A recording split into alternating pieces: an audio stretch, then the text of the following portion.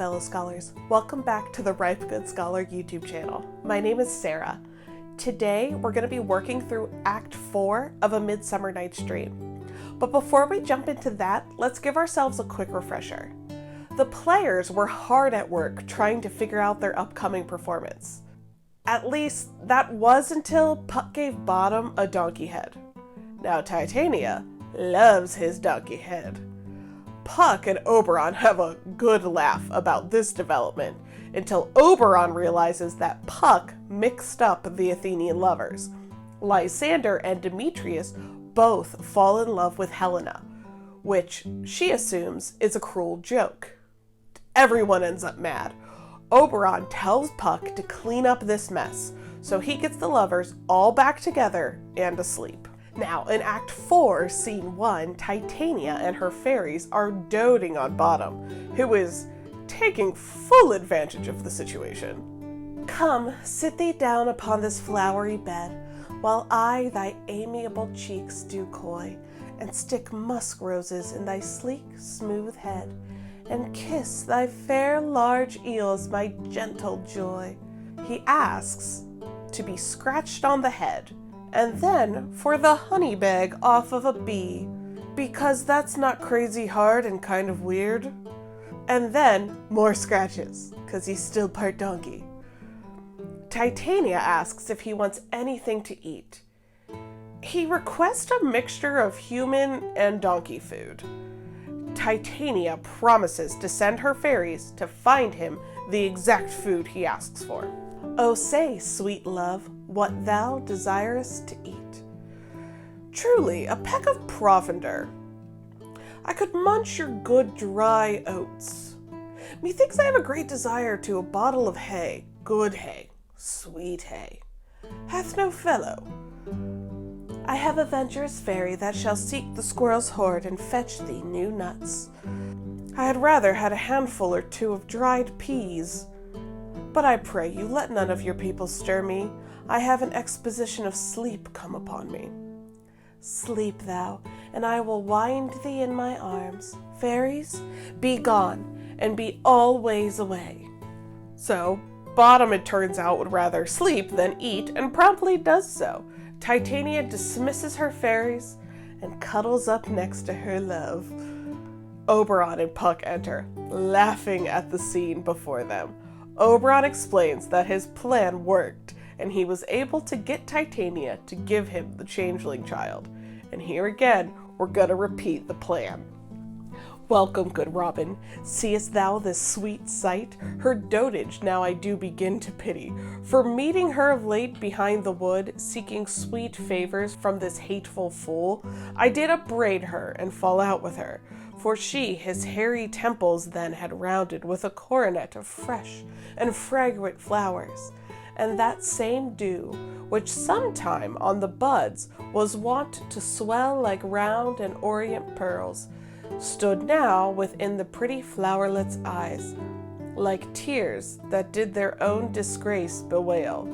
When that I had my pleasure taunted her, and she in mild terms begged my patience, I then did ask of her the changeling child, which straight she gave me, and her fairy sent to bear him to my bower in fairyland. And now I have the boy. I will undo this hateful imperfection of her eyes. And, gentle Puck, take this transformed scalp from the head of this Athenian swain, that he awakening when the other do, may all Athenians back again repair, and think no more of this night's accidents, but as the fierce vexation of a dream. But first, I will release the fairy queen. Be as thou wast wont to be, see as thou wast wont to see. Dian's bud o'er Cupid's flower hath such force and blessed power. Now, my Titania, wake you, my sweet queen. Titania wakes up, thinking this was all a dream. Oberon quickly explains that it wasn't, and points to Bottom as proof. Then Puck does return Bottom to his proper form. Titania isn't mad, surprisingly, but finds it amusing, so her and Oberon go off together to continue their weird and happy marriage. Sound music, come! My queen, take hands with me, and rock the ground whereon these sleepers be. And now thou and I are in new amity, and I will tomorrow, midnight solemnly, dance in Duke Theseus' house triumphantly, and bless it to all fair prosperity. There shall the pairs of faithful lovers be, wedded with Theseus, all in jollity. Fairy king, attend and mark, I do hear the morning lark. Then my queen, in silence sad, trip we after the night shades. We the globe can compass soon, swifter than the wandering moon. Come, my lord, and in our flight, tell me how it came this night, that I sleeping here was found with these mortals on the ground. The fairies leave just in time for Theseus and Hippolyta to bust in on a sweet premarital hunt with Aegeus.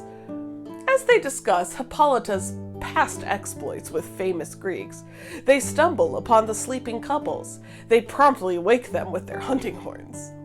My lord, this is my daughter here asleep, and this Lysander. This Demetrius is. This Helena, old Nadar's Helena. I wonder if they're being here together. No doubt they rose up early to observe the rite of May, and hearing our intent, came here in grace our solemnity. But speak, Aegeus, is not this the day that Hermia should give answer of her choice? It is, my lord. Go, bid the huntsmen wake them with their horns. Once the Athenians are startled awake by the hunting horns, Lysander explains that he and Hermia were running away from Athens to be together. Aegeus is not happy at this development and demands punishment. Theseus isn't that inclined to get involved, so Aegeus urges Demetrius to fight for his future wife. My lord, I shall reply amazedly, half sleep, half waking, but as yet, I swear, I cannot truly say how I came here. But as I think, for truly would I speak, and now I do bethink me so it is, I came with Hermia hither. Our intent was to be gone from Athens, where we might, without the peril of Athenian law.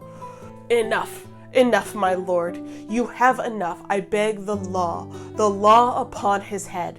They would have stolen away, they would, Demetrius, thereby to have defeated you and me. You of your wife, and me of my consent that she should be your wife. Strangely, Demetrius's love for Hermia has melted away, and he only has eyes for Helena. It's almost like magic. Aegeus is still cranky, but Theseus decides it would be much more fun for them to just go ahead and all get married together. That day. Why not? Fair lovers, you are fortunately meant of this discourse. We more will hear anon. Aegeus, I will overbear your will, for in the temple by and by with us these couples shall eternally be knit, and for the morning now is something worn, our purposed hunting shall be set aside.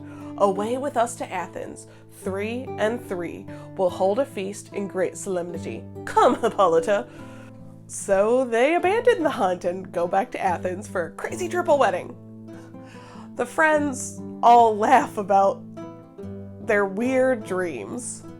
Bottom wakes up, ready to continue with play practice. But slowly his dream returns to him, and he decides he'll have Peter Quince write it as a ballad, giving it the creatively titled name, Bottom's Dream. When my cue comes, call me and I will answer. My next is Most Fair Pyramus. Hi-ho, Peter Quince? Flute the bellows mender? Snout the tinker? Starveling?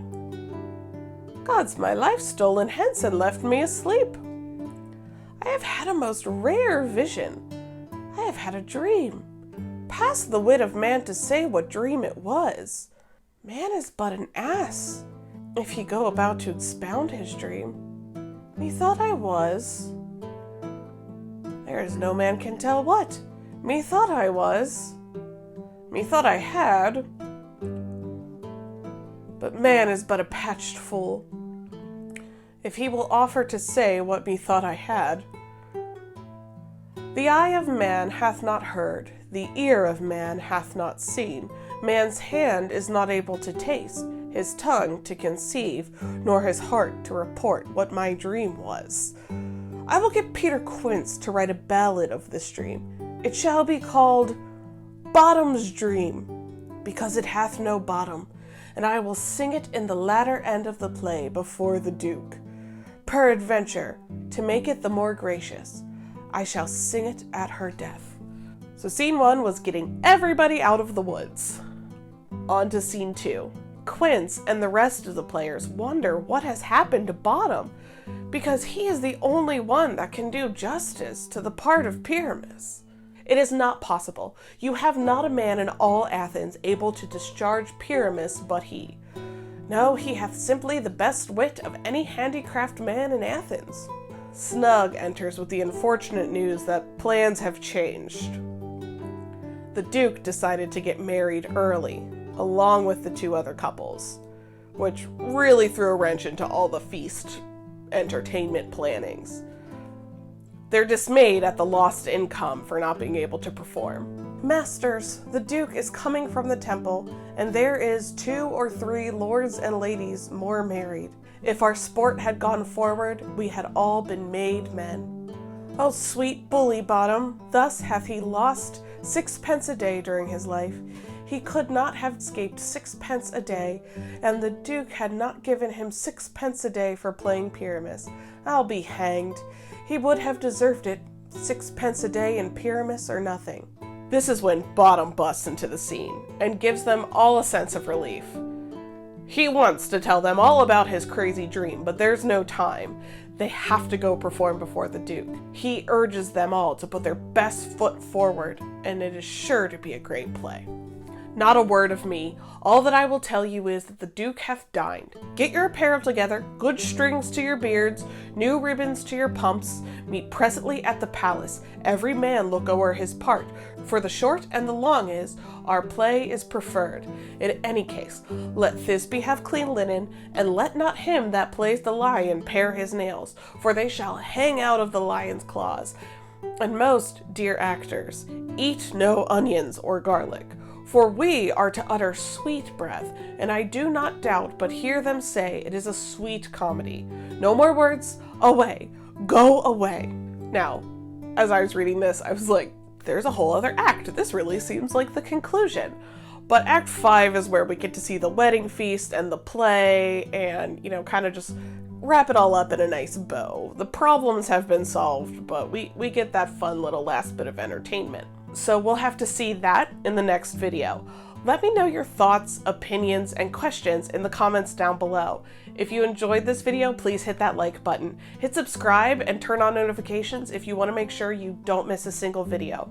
Also down below are links to my blog, Facebook, Twitter, Instagram, and my podcast, Breaking Bard. On Breaking Bard, I talk with my husband Eli about all sorts of Shakespeare fun. It's a great listen. Please check it out.